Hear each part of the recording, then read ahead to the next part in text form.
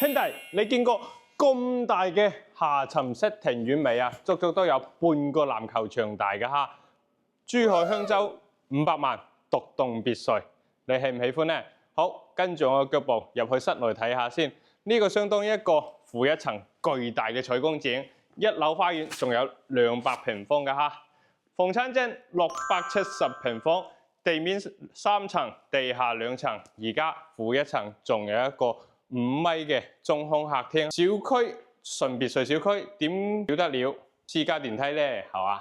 然之後我哋仲有3個私家車位，然之後可以裝捲簾門嘅，相當於都係自己屋企嘅空間，可以停3台勞斯萊斯冇問題嚇。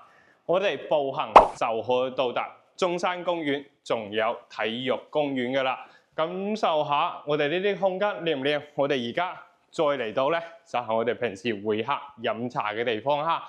平時喺度傾下偈，然之後傾下生意都可以嘅。當然啦，男人夜晚仲有啲小快樂㗎喎。咁靚嘅床品室、手教嘅位置，喜唔喜歡呢？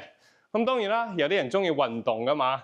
運動肯定要健身房㗎，我哋唔使出門口，唔使去嗰啲私人健身房，屋企就可以整一個健身房啦。咁靚嘅健身房空間位置，平時喺度做瑜伽健身都冇問題㗎啦。500萬就可以拎包入住啦。